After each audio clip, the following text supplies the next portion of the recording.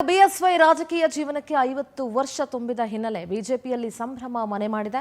ದಕ್ಷಿಣ ಭಾರತದ ಬಿಜೆಪಿ ಭೀಷ್ಮ ಅಂತ ಖ್ಯಾತಿ ಪಡ್ಕೊಂಡಿದ್ದಾರೆ ಯಡಿಯೂರಪ್ಪ. ರಾಜಕೀಯ ಹಾದಿಯೇ ಬಹಳ ಕಠಿಣವಾಗಿತ್ತು. ತಮ್ಮ ಹಠ ಶ್ರಮದ ಫಲವಾಗಿ ಬಿಜೆಪಿಯನ್ನ ಅಧಿಕಾರಕ್ಕೆ ತಂದಿದ್ರು ಯಡಿಯೂರಪ್ಪ. ರಾಜ್ಯ ಬಿಜೆಪಿಗೆ ತಮ್ಮದೇ ಕೊಡುಗೆಯನ್ನ ಕೊಟ್ಟಿದ್ದಾರೆ. ಇದಲ್ಲದೆ ಅನೇಕ ನಾಯಕರನ್ನ ಸಹ ಹುಟ್ಟಿ ಹಾಕಿರೋ ಬಿಎಸ್ವೈಗೆ ಹಲವರು ಹಾಡಿ ಹೋಗಲಿದ್ದಾರೆ. ಯಡಿಯೂರಪ್ಪನವರ ರಾಜಕೀಯ ಜೀವನಕ್ಕೆ 50ರ ಸಂಭ್ರಮ. ಆ 50ರ ಸಂಭ್ರಮವನ್ನ ಬಿಜೆಪಿ ಸಾಕಷ್ಟು ಅದ್ದೂರಿಯಾಗಿ ಆಚರಿಸಲು ಮುಂದಾಗಿದೆ. ನಮ್ ಜೊತೆ ಮಾತನಾಡೋದಕ್ಕೆ ಯಡಿಯೂರಪ್ಪನವರ ಅತ್ಯಾಪ್ತರಲ್ಲಿ ಒಬ್ಬರಾಗಿರ್ತಕ್ಕಂಥ ಶಾಸಕರಾಗಿರ್ತಕ್ಕಂಥ ವಿಶ್ವನಾಥ್ ಅವರಿದ್ದಾರೆ. ಸರ್, ಯಡಿಯೂರಪ್ಪ ಅಂದ್ರೆ ದಕ್ಷಿಣ ಭಾರತದ ಭೀಷ್ಮ ಅಂತಾನೆ ಕರೀತಕ್ಕಂಥದ್ದು ಬಿಜೆಪಿ. ನೀವು ಕಂಡಂತೆ ಯಡಿಯೂರಪ್ಪನವರು ಹೆಂಗೆ? ಬಹುಶಃ ನಾನು ಅತ್ಯಂತ ನೆನಪಿನಲ್ಲಿ ಇಟ್ಕೊಳ್ತಕ್ಕಂಥ ನಾಯಕರು ಅಂತಂದ್ರೆ ಸನ್ಮಾನ್ಯ ಯಡಿಯೂರಪ್ಪ ಅವರು. ಸೊ ನಾನು ಕೂಡ 47 ವರ್ಷ ಆಯ್ತು ಈ ಸಂಘಟನೆಗೆ ಬಂದಂತವನು. ನನಗೆ ನೆನಪಲ್ಲಿರೋ ರೀತಿಯಲ್ಲಿ ಒಂದು 40 ವರ್ಷಗಳಿಂದ ಕೂಡ ಯಡಿಯೂರಪ್ಪರ ಹೆಸರನ್ನು ಕೇಳಿದ್ದೀನಿ ಮತ್ತು ಅವರಿಗೆ ಹತ್ರವಾಗಿರ್ತಕ್ಕಂಥದ್ದು 35 ವರ್ಷಗಳಿಂದ.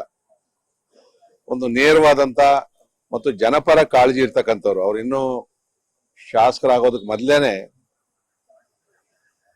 ರಾಜ್ಯದ ಜನತೆಯ ಒಳಿತಿಗೋಸ್ಕರ ಅನೇಕ ಸಮಸ್ಯೆಗಳನ್ನ ಇಟ್ಕೊಂಡು ಹೋರಾಟ ಮಾಡಿದಂಥವ್ರು.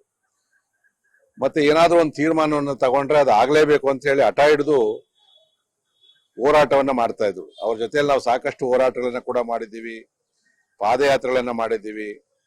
ಅವರಲ್ಲಿರ್ತಕ್ಕಂಥ ಗಟ್ಟಿತನ ಬಹುಶಃ ನಾನು ಅಪರೂಪದ ರಾಜಕಾರಣಿ ಅವರೆಲ್ಲ ಕೂಡ. ಮತ್ತು ನಾನು ಶಾಸಕನಾಗಿ ಅವರು ಮುಖ್ಯಮಂತ್ರಿಗಳಾದಾಗ ನಮ್ಮ ಒಡನಾಟ ಇನ್ನೂ ಜಾಸ್ತಿ ಆಯ್ತು. ಬೆಂಗಳೂರು ಮತ್ತು ಇಡೀ ರಾಜ್ಯದ ಅಭಿವೃದ್ಧಿ ಅಂತ ಹೇಳಿ ಕಂಡಿದ್ದು ಆವತ್ತೇನೆ. ಇವತ್ತು ಅವರ ಋಣ ನಮ್ಮ ಮೇಲೆ ಇದೆ. ದಕ್ಷಿಣ ಭಾರತದ ಮೊದಲನೇ ಮುಖ್ಯಮಂತ್ರಿಯಾಗಿ ಇಡೀ ರಾಜ್ಯದಲ್ಲಿ ಅನೇಕ ಅಭಿವೃದ್ಧಿ ಕೆಲಸಗಳನ್ನ ಮಾಡಿದಂಥವ್ರು.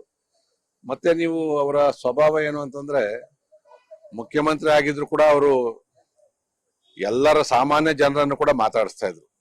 ಮನೆ ಹತ್ರ ಯಾರೇ ಮುಖಂಡರಾದ್ರು ಕೂಡ ಅವ್ರ ಕಾಫಿ ತಿಂಡಿ ಊಟದ ವ್ಯವಸ್ಥೆ ಯಾವತ್ತೂ ಕೂಡ ಅವ್ರ ಮನೆಯಲ್ಲಿ ತಿಂಡಿ ಇಲ್ಲದೆ ಯಾರು ಕೂಡ ನಾವು ಹೊರಗಡೆ ಬಂದವರೆಲ್ಲ ಕೂಡ ಊಟದ ಸಮಯಕ್ಕೆ ಹೋದ್ರೆ ಅವ್ರು ಮುಖ್ಯಮಂತ್ರಿ ಆಗಿರ್ಲಿ ಆಗಲ್ದೇ ಇರ್ಲಿ ಈಗಲೂ ಅಷ್ಟೇ ಯಾರೇ ಹೋದ್ರು ಅಷ್ಟು ಜನಕ್ಕೆ ಜೊತೆಯಲ್ಲಿ ಊಟ ಮಾಡುವಂಥದ್ದು.